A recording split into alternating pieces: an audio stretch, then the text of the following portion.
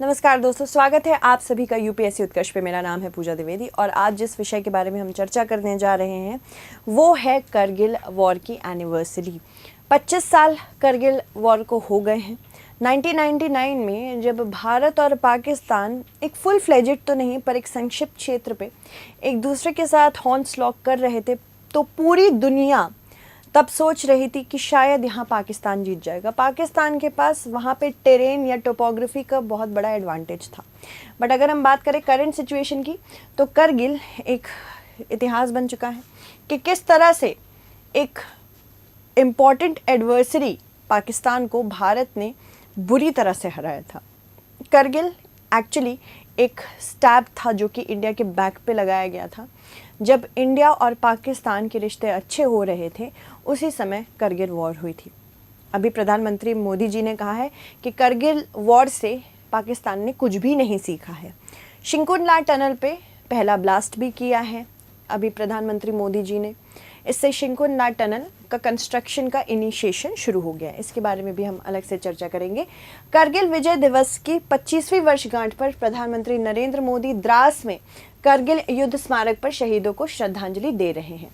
हर साल करगिल विजय दिवस 26 जुलाई को पूरे देश में मनाया जाता है। इस दिन 1999 में करगिल युद्ध में भारत ने पाकिस्तान को हराया था। यह 60 दिनों का युद्ध चला था और उस समय उन सभी वीर भारतीय सैनिकों को याद करने की भी हम यहाँ पे चेष्टा करते हैं, क्योंकि अगर वो नहीं होते तो शायद हम नहीं होते। तो यहाँ पे आप देख सकते हैं ये पूरा एक जो एरिया हम आपको मैप के थ्रू दिखा रहे हैं, ये एक वॉर या बैटल ग्राउंड तब भी था 1999 में और आज भी बना है। पर्टिकुलरली अगर हम सियाचिन ग्लेशियर की बात करें तो ये एक ऐसा पॉइंट है पूरी दुनिया में जो हाईएस्ट पॉइंट माना जाता है जहाँ पे मिलिट्री सिचुएटेड है। इसके अलावा आप यहाँ पे बहुत सारे इंपॉर्टेंट पीक्स भी देखेंगे। पीक्स जैसे कि अप सरासरे, उसके बाद मोमोत्सोंग कांगरी, K12 गॉडविन ऑस्टिन जो कि सेकंड हाईएस्ट पीक है पूरी दुनिया में और इंडिया की हाईएस्ट पीक मानी जाती है। इसके अलावा यहाँ पे साल्तोरो कांगड़ी है, माशिरबम, गाशिरबम, ये सारे एरियाज ऐसे थे जिसने पाकिस्तान को एक एज दी थी इंडिया के ऊपर। हिमालयज़ हमारी तरफ से चढ़ने में उनकी चढ़ाई थोड़ी स्टीप है, यानी कि सिधान पे है, और उधर से चढ़ने में बहुत आसानी रहती है। दूसरे क्षेत्रों से यानी पाकिस्तान चाइना से चढ़ने में आसानी रहती क्योंकि वहाँ पे जेंटली स्लोपिंग है हिमालयज़, पर हमारे सामने से ये बहुत ही स्टीप है जिसकी वजह से हम इस पर चढ़ाई ठीक से नहीं कर पाते हैं। 1987 में एक स्क्रिप्ट लिखी गई थी। कैसे? 13 अप्रैल 1984 को भारतीय सेना ने के लेफ्टिनेंट जनरल प्रेमनाथ हुण के नेतृत्व में कुमाऊं रेजिमेंट की एक पूरी बटालियन सियाचिन की चोटी पर चढ़ बैठी इधर। इससे ऑपरेशन मेघदूत का नाम दिया गया। पाकिस्तान में इस वक्त जनरल जियाउल हक की तानाशाही चल रही थी। सियाचिन पर भारतीय सेना की जीत से नाराज जनरल जियाउल हक ने पाकिस्तानी सेना को सियाचिन पर हमले के आदेश दिए। 1986 में पाकिस्तानी सेना ने स्पेशल सर्विसेज ग्रुप की मदद से सियाचिन की पश्चिम चोटी पर कब्जा कर लिया। पाकिस्तानी सेना ने कायद ए आज़म मोहम्मद अली जिन्ना के नाम पर इस पोस्ट का नाम भी रख दिया। अगले ही साल भारतीय सेना ने कैप्टन बाना सिंह के नेतृत्व में इस पोस्ट पर कब्जा कर लिया और इसका नाम बाना पोस्ट रख दिया। सियाचिन और बाना टॉप पर हुई जंग के बाद भारत और पाकिस्तान में सियासी समझौता हुआ, लेकिन पाकिस्तान के ब्रिगेडियर परवेज़ मुशर्रफ इस हार को पचा नहीं पाए और परवेज़ मुशर्रफ ने फिर 1999 को पूरा जन्म दिया। मतलब वो पूरी वॉर जो थी इन्हीं की ब्रेन चाइल्ड मानी जाती है। 1987 में जियाउल हक ने परवेज़ को स्पेशल सर्विसेज ग्रुप का कमांडर बना के सियाचिन भेजा। वहाँ से लौटकर परवेज़ मुशर्रफ ने कारगिल और सियाचिन पर कब्जे के लिए जियाउल हक को एक डिटेल प्लान भी दिया।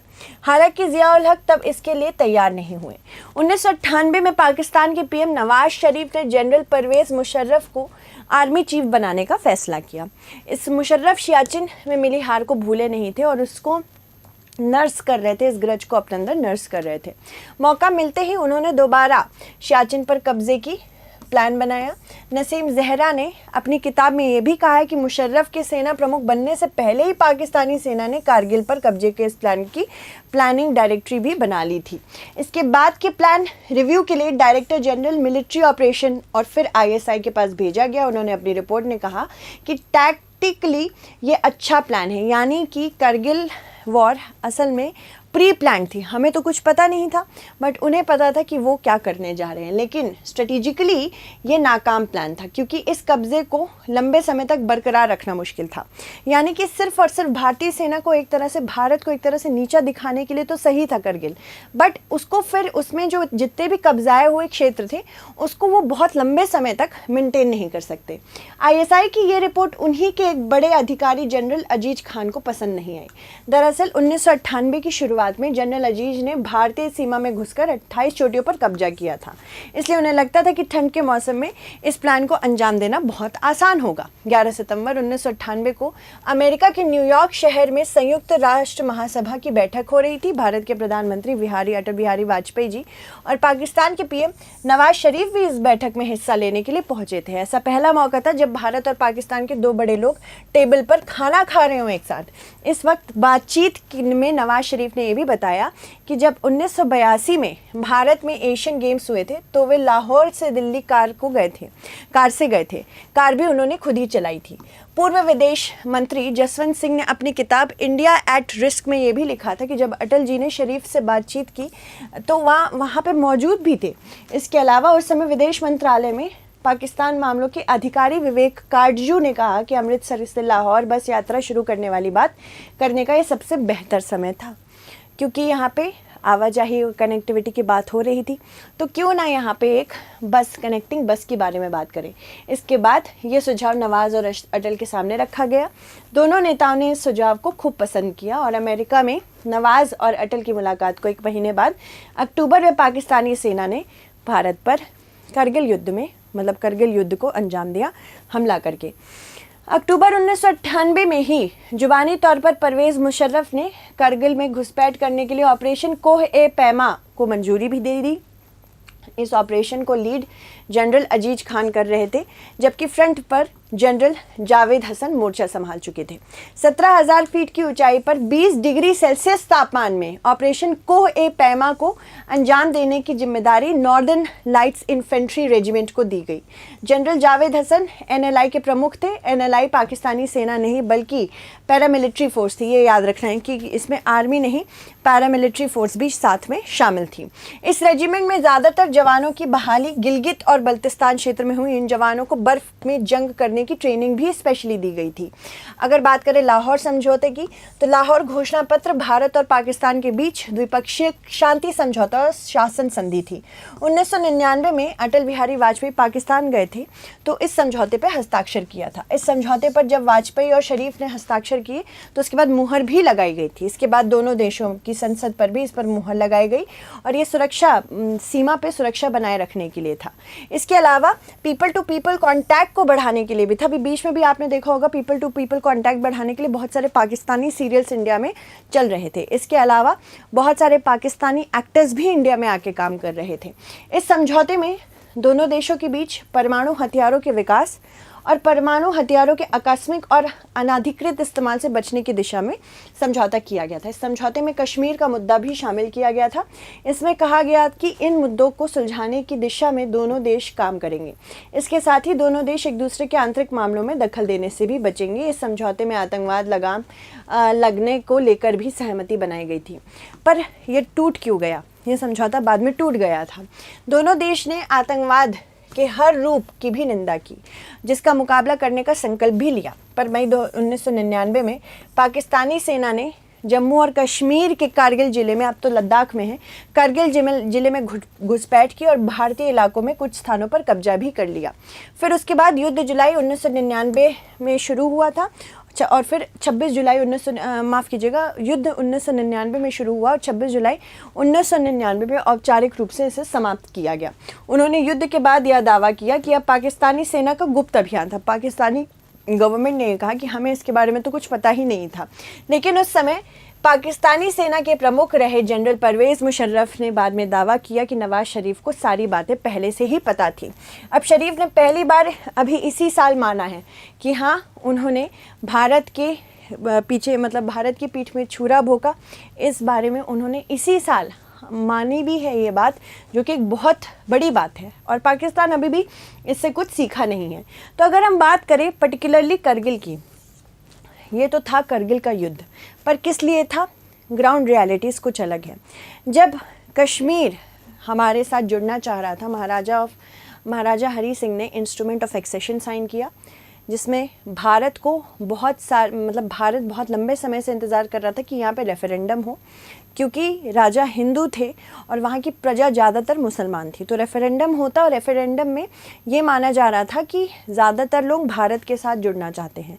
तो इसका जो फ्यूचर था ये it was hanging in the balance कि इंस्ट्रूमेंट ऑफ एक्सेशन के अंतर्गत यहाँ पर्टिकुलरली क्या करेंगे, पर्टिकुलरली ये ऐड करेंगे इंस्ट्रूमेंट ऑफ एक्सेशन के अंतर्गत ही बहुत सारे एरियाज़ कश्मीर के। बस ये है कि अंदर का जो इंटरनल मैटर्स है महाराजा हरी सिंह के हाथ में ही रहेगा। तो ठीक है, बट ये चीज़ ना पाकिस्तान को पसंद नहीं थी कि रेफरेंडम में भारत के साथ कश्मीर का हिस्सा जुड़ जाएगा। इसीलिए पश्तून ट्राइब्स की मदद से घुसपैठ की, लड़ाई की और बहुत सारा हिस्सा अपने ओर खींच लिया कश्मीर का। और इसी वजह से आज भी पाकिस्तान जानता है कि कश्मीर कभी भी भारत से ले नहीं सकता है पाकिस्तान, साथ ही साथ कभी भी भारत को एक फुल फ्लेजेड वॉर में पाकिस्तान नहीं हरा सकता है। इसी वजह से ये आतंकवादियों को, टेररिस्ट को एक स्ट्रेटेजिक असेट की तरह यूज़ करता है। करगिल युद्ध भारत और पाकिस्तान के बीच जम्मू और कश्मीर के करगिल ज़िले में नियंत्रण रेखा के पास यहाँ पे लड़ा गया था, ठीक है। इसके अलावा करगिल युद्ध पाकिस्तानी सेना द्वारा भारतीय क्षेत्र में एक अप्रत्याशित घुसपैठ थी। उन्होंने करगिल क्षेत्र में महत्वपूर्ण स्थानों पर कब्जा किया और उसके बाद इसके परिणाम स्वरूप गहन सैन्य मुठभेड़ हुई। भारतीय सेना ने बहादुरी से लड़ाई की और 1999 के करगिल युद्ध में पाकिस्तानी सैनिकों को खदेड़ के बाहर निकाला। ऑपरेशन विजय के तहत प्रसिद्ध टाइगर हिल और आसपास के अन्य महत्वपूर्ण चौकियां पर पुनः कब्जा किया। यह अत्यधिक ऊंचाई पर लड़ा गया था, जिसमें कुछ युद्ध क्षेत्र 18,000 फीट से अधिक की ऊंचाई तक थे। यह लगभग 3 महीने तक चला। भारतीय सेना ने कारगिल युद्ध के दौरान भारतीय तोपखाने, वायु शक्ति के साथ साथ प्रमुख पैदल सेना के भी इस्तेमाल को किया। पहली बार भारतीय पक्ष ने पहाड़ों की चोटियों पर स्थित दुश्मन के ठिकानों को ध्वस्त किया और पहली बार बोफोर्स FH-77B हाउवित्जर का भी इस्तेमाल इसी के दौरान हुआ। संघर्ष के दौरान इजराइल ने भारत को अपने मानव रहित हवाई वाहन यानी कि अनमैन्ड एरियल व्हीकल्स भी दिए। यह भारत में टीवी चैनल पर चलाई जाने वाली पहली ऐसी लाइव वॉर थी जो दिखाई गई थी। युद्ध 26 जुलाई 1999 को समाप्त हो गया, जब भारत ने पाकिस्तानी सेना से जो कब्जियत वाले क्षेत्र हैं उनको छुड़ाए। अंतर्राष्ट्रीय स्तर पर पाकिस्तान की छवि खराब हो रही थी इसके वजह से, क्योंकि लगातार आपने देखा कि आपके ही यहाँ आके, अमेरिका में आके पहले भारत और पाकिस्तान के बीच में बात हुई कि कनेक्टिविटी कैसे बढ़ानी है, और थोड़े ही टाइम बाद आपने क्या किया, आपने इतनी बड़ी वॉर डिक्लेयर कर दी, क्योंकि युद्ध में उसकी सेना की भागीदारी के बारे में महत्वपूर्ण सबूत नहीं थे। बिल क्लिंटन के नेतृत्व में अमेरिका ने पाकिस्तान के नवाज शरीफ से सेना को वापस बुलाने के लिए कहा। 5 जुलाई को शरीफ ने क्लिंटन के साथ बैठक के बाद घोषणा की कि पाकिस्तान अपने सैनिकों को वापस बुलाएगी। 11 जुलाई को पाकिस्तान की सेना की वापसी शुरू हुई। 14 जुलाई को तत्कालीन भारतीय प्रधानमंत्री अटल बिहारी वाजपेयी ने घोषणा की, ऑपरेशन विजय सफल हुआ। युद्ध आधिकारिक रूप से 26 मई को ही समाप्त हो गई थी। सभी पाकिस्तानी घुसपैठियों को 26 जुलाई होगा यहाँ पे, सभी घुसपैठियों को भारतीय भूमि से बाहर निकाला। पाकिस्तान ने इस युद्ध के कारण राजनीतिक और आर्थिक अस्थिरता भी बढ़ी। दूसरी ओर भारत में इस युद्ध के बाद देश प्रेम बढ़ा और साथ ही साथ भारत की छवि भी विश्व में अच्छी हुई। भारत ने अपनी सीमा नीति में बदलाव करते हुए निगरानी और बुनियादी ढांचे पर बढ़ावा दिया।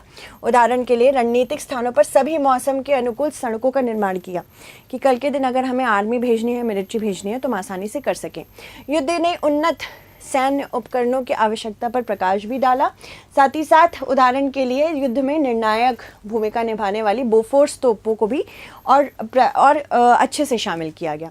ठीक है, तो क्वेश्चन देखते हैं। निम्न कथनों पर विचार कीजिए। फरवरी 1999 को लाहौर घोषणा पर हस्ताक्षर किया गया था। इस समझौते में पाकिस्तान और भारत के बीच शांतिपूर्ण संबंधों की रूपरेखा तैयार की गई। तो आपको बताना है कौन सा कथन सत्य है। ठीक है, तो thank you so much everyone, take care and stay updated.